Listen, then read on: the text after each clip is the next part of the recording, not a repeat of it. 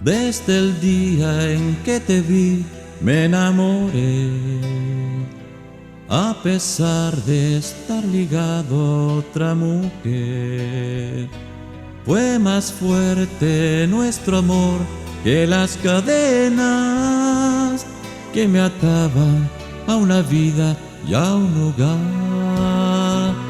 Pues el mundo no entendía que tú y yo renunciáramos a todo por amor, y trataron y quisieron separarnos, pero al fin logró vencer nuestra verdad. Era un imposible amor el que un día nos unió.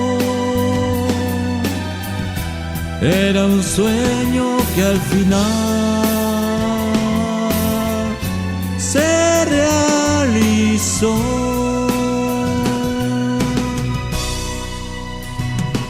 Y ahora quiero intensamente compartir cada día, cada instante junto a ti. Estoy feliz, tú eres feliz, ¿qué más queremos? No habrá nada que nos pueda separar. Este tema va dedicado a mi amada esposa Lorena, que hemos caminado juntos en este difícil camino del amor. Te amo por siempre, mi vida.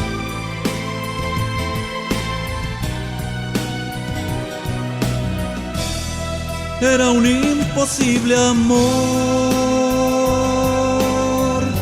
el que un día nos unió. Era un sueño que al final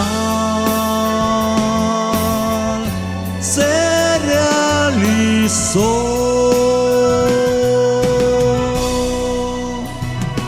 Y ahora quiero intensamente compartir cada día, cada instante junto a ti.